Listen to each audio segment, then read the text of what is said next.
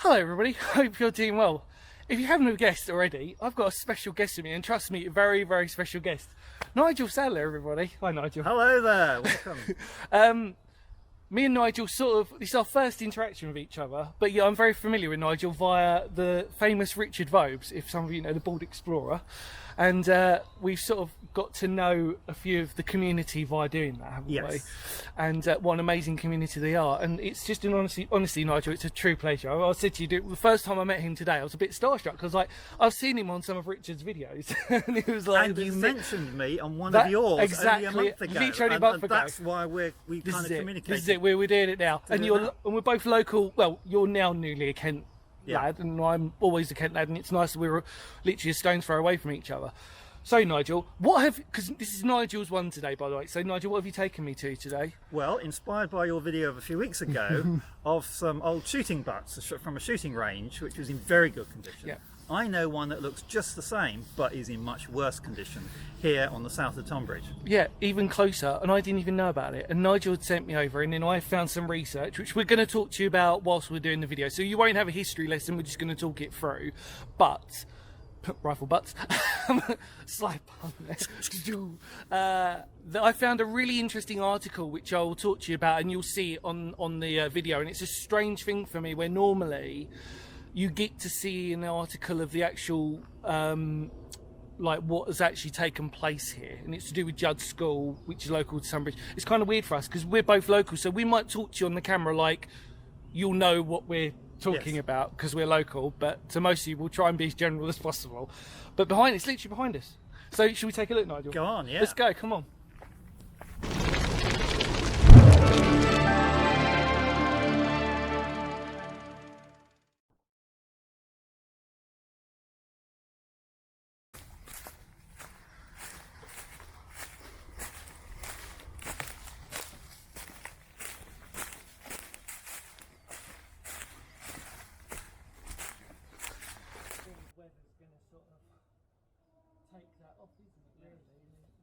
Only going to get worse from what we've sort of, seen on it.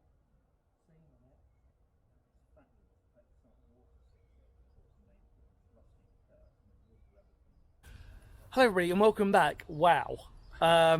It might not be the best condition rifle range you will ever see, but, excuse the butt joke, sorry, I can't help that. It's just my natural terminology. We happen to be at a rifle range with two T's. Yes, gosh. Golly gosh. Is that the condition is actually better than would be suggested. Yes. And we're also very aware that with this filming, I mean, who knows? One severe weather storm, you'll see when we're properly in there, could easily buckle and assuming we can get in there. Assuming, yes. I think we haven't actually got in there. Whether we're going to get out again, that's going to be the That's challenge. a good point, actually, yeah. So the first thing we noticed was that when looking outward, which you'll see, the trees have grown all across the rifle range, and this coincides with our history. So the history basically is that there is no exact date that we can find at the moment, but it predates to about between the First and Second World Wars, and it was the Tonbridge School, which would, I suppose, we'll talk about that later, which would be Judd and obviously any other, I don't know really. It would Judd and Tonbridge Judd, then. Yeah. And Skinner's is probably a bit too far away. Yeah. But they were using this, and on the old maps it does say volunteer rifle range, and then as was common with most rifle ranges, it would be subsequently used by the army, volunteers and everybody else that would probably come down here. Sometimes Dad's Army was Dad's down Army, here. Absolutely. And it was just a nice one round. Yeah, that's literally it. Yeah. Super boy. but the idea was that it would just be subsequently used. It would be recycled over and over and over again by basically who would use it. And then, as you've told me, which I didn't realise, that Judd's now got an indoor. Tonbridge. Tonbridge, sorry, forgive me. Yeah, it's got an indoor shooting range, which is kind of obviously the reason probably why this has gone out and everything else. So it's fascinating. But the best bit of history we'll talk about later, because I found an interesting article which I've sort of mentioned, which I will recount to you whilst we're sort of we'll get down there and we'll see how bad it is. But I will talk to you about it because that's really interesting. It gives you really amazing detail as to how this and when this was used. But first impression, you've been here before, Nigel, but what do you think? I love it. As a photographer, I love cut the textures and shade and contrast and stuff like that, particularly. And I was shooting a black and white film on the day that I discovered this, and just the patina and the rust on the old metalwork, as you'll see, the bottom of which has all gone away because the bottom bit is actually quite flooded at times, and that's clearly rusted all the original supports. But it's just in amazingly decayed condition, but you can see exactly what it was and how it all worked. That's the fun bit. And if we don't get out again, send a ladder. Right, Don't hear from us again. Send a ladder. Let's put this theory to the test. Let's go and have a look. So you're in. I'm in. There's HMS Coke bottle at the far end. Somebody's been here before. Nigel's using the roof as a stepping way at the moment. Yeah, as you can sort of see. But the actual rough butts are looking pretty cool. As we sort of mentioned, you can see like the walls sort of collapsed inward, and you know it will only be a matter of time, I feel. What's it like underfoot? It's not bad actually. Yeah. The leaf, it's probably standing on 6 inches of leaf mould, I would imagine. So that's all. That's firm enough. Right, I think I'll join you.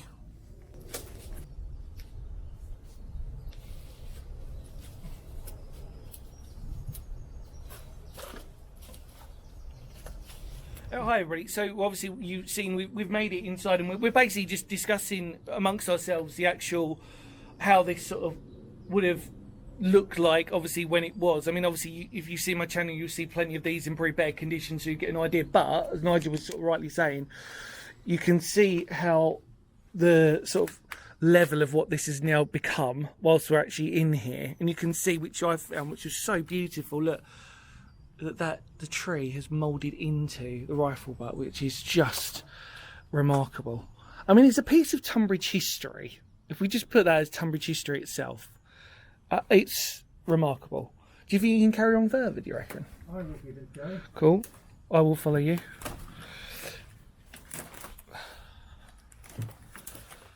Look at that, the fact the roof, because I can see because originally there probably would have been benches underneath this where we are now, wooden little benches for people to sit on as they can help when the shooting was taking place. So they'd sit down on these and then come around and fix whatever. And obviously as the bullets were going off, you can see what would have probably been the natural sort of where the bullets would have gone into, basically the mound that secretes. Because we are in context. I'll do it like this. In context, we're about halfway down the natural hill, I suppose, really, which is because the hill fault is yonder in that direction.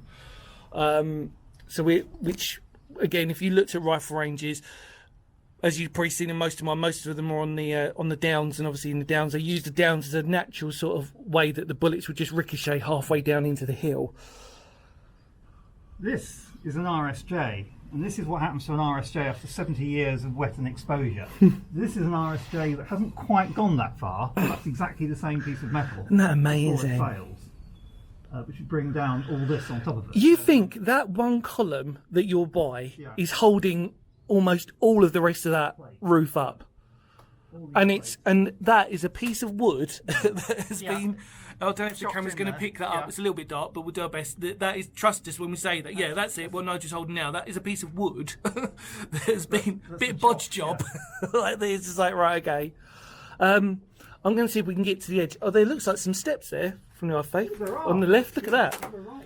You guessed there was a proper way up. There should have been a proper way. Yeah, there should have been. And then, like I said, it's the only thing that I'm slightly trying to figure out. You can see there are some wood here, which might have been for the rest of the bench. I'm trying to see, you can see how rusted these would have been. So originally, there would have probably been some couple of standard wooden benches where people would have basically sat underneath as the bullets went off. Yeah. And the same here. Go on. Chains. Yeah, so those. For that's right. Yeah. The target That's yeah. The fact that they still survive is incredible.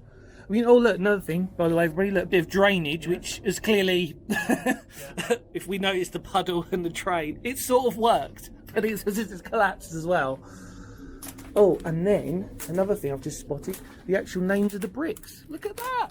Sussex Brick Company Limited. Look at that. Look at that. Sussex Brick Company Limited. And then there's a little logo they've got. That is beautiful. That's coming out really good on the camera. And then look, steps. A bit of the bench. There we go. Wow. I mean, it's amazing. This one, I mean, for its condition, it's in Kent. The only other one that...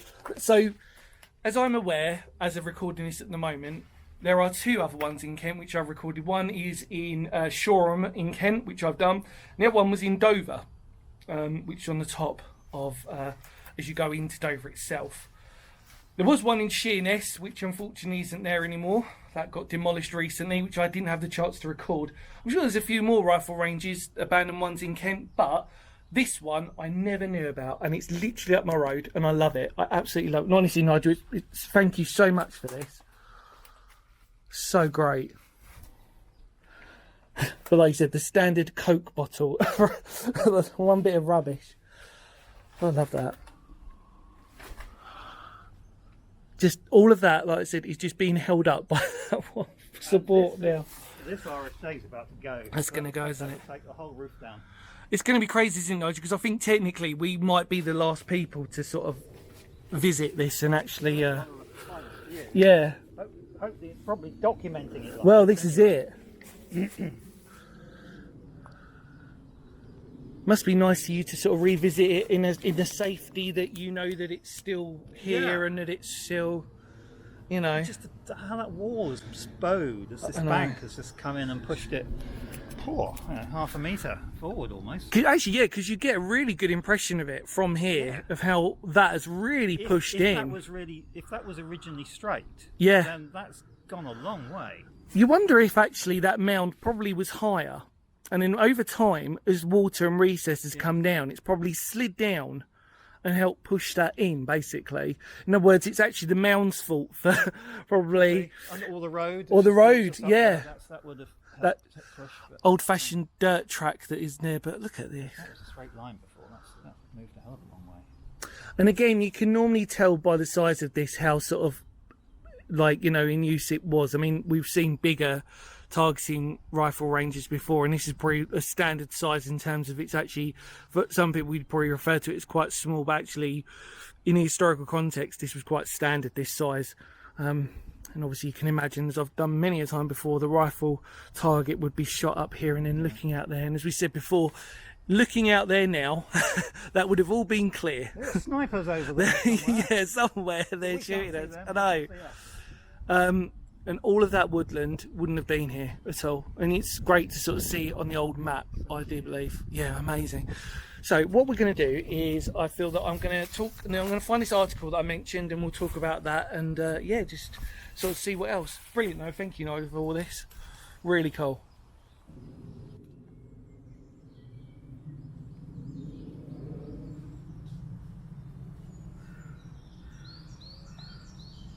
Hi everybody, so whilst Nigel's taking some photos, I thought it'd be really appropriate to mention basically one of the highlights of really why this is so incredible, because we've actually got articles pertaining to this rifle range which you'll see, but I also want to sort of share with you. And it's fascinating because I love when you find stuff like this, because it really encompasses what Phoenix history is about. It's about like history, exploring and finding those details within this. So as we've explained before, the history side of things, we know that this was built between roughly the First and Second World War. Could have predated a little bit earlier than that, but really it was designed for that. And it was designed for the Tonbridge School and obviously Judd, that we sort of mentioned. And then it had army use. So the article that I found was really fascinating, and I don't take credit for the actual article being found. It was somebody else that I managed to have a look at. So whoever did that, brilliant. Originally, it was called Castle Hill Range, and that's because behind us is a old Iron Age castle, which is quite famous around the area if you sort of know that.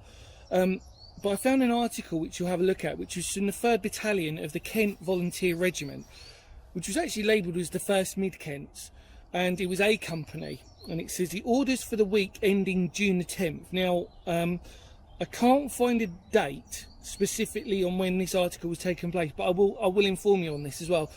So it said orders for the week ending June the 10th, and it says Sunday, company will parade in light marching order at Judd School at 9:30 a.m. sharp and proceed to Frant at 10 a.m. for the train for a musketry course. How interesting. And rations to be carried. And then on Monday, the next day, it says bombing and physical exercises in the drill hall at 7:20 at night in PM. And then Tuesday, the next day, the recruit drill at Judd School at 7:30 PM. Brigade course of instruction for officers and NCOs will commence at Judd School at 7 PM. And then Wednesday, musketry and bayonet practice, crazy, at Judd School at 7:30. Friday, signalling practice at Judd School at 5 PM. And then, for some strange reason, they've got a day off on Saturday. Why wouldn't you? Quite an intense week. And then on Sunday, it says company parade and recruit drill, Judd School at 10 AM. And then there's general census. So, what an incredible piece of history. There's actually more underneath it, but obviously, as you're sort of seeing, I've basically read out what was required in the week. Musketry and drill training, how fascinating. But it's crazy because we're here and you wouldn't know this existed unless somebody as kind as Nigel even showed me this. And then to look on the old maps, to see that was still there. In fact, actually on modern maps, it still does say disused shooting range, I think it might be called, or rifle practice range. It's still like a little indication of this, but we are in the woods in the middle of nowhere, and it is one of Tonbridge's hidden secret pieces of history, which I absolutely love. So hopefully you enjoyed that article, but I think we should take one more final look whilst we're here, because let's just enjoy this for the beautiful day we've got as well. More importantly, let's take a look. There's Nigel, as you can see, he's walking down to basically where the firing was sort of being taken place, really, on that rifle range.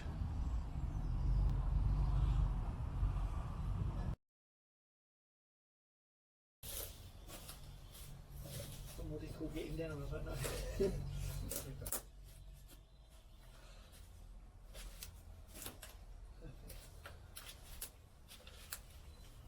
Well, everybody, that was really cool. It was. That was really cool. I like that a lot. There's so many reasons why I like it. I like it because it's local history. I like the fact that I didn't know about it. I just love to learn new things, and it forces you to sort of research and do all that. I love it, and yeah, brilliant. Honestly, Nigel, thank you so much for today, mate. And the fact it's in bits, but you can see how all the bits went back together again. Absolutely, You know, I love it. This is just fantastic. Yeah, it's crazy. It's like the moment you pause and you start looking at some more stuff reveals itself, doesn't it? Really, you sort of go, oh, there's another little bit that we sort of like missed out, or there's another little bit down there, and yeah, the fact that even the bricks, you've got the Sussex Brick Company, it's just remarkable. Well, hopefully you really enjoyed that video. Thank you, Nigel. Thank you. Absolute pleasure. It's been slightly surreal because I said I've seen him on Richard Rhodes' channel, and now I've got to see him in person, and it's just really, so honestly, it's a true honour, so thank you. And in more words of Phoenix history, because history matters, and it just, well, I think we can prove today that history is so important for the fact that, especially a place like this, which is going to disappear. So we need to document it, we need to take photos, we need to prove that it goes beyond the maps and it's tactile. As I always say before, you can touch this. You can, hopefully without breaking it, but you can touch it. It feels right. It's, you know, it really helps with the history. Yeah, Tonbridge history, I think, really, yes. Which is just very rare in itself, bar the castle, which we all know about, and the pillboxes and some of that stuff, but actual rare Tonbridge history that not many people know about. 20th century history. Absolutely. Early 20th century history. Amazing. Right, thank you so much for watching. Thank you, Nigel. Take care. Is there anything you want to talk about, or we good? No, that's all cool. Good. All right, we're happy. Yeah, so take care, everybody, and of course, I will see you all very soon. Hopefully, Nigel will join me again on another adventure at some point soon. Lovely, brilliant. Thank you. Take care, everybody. Let's kapow you. Kapow.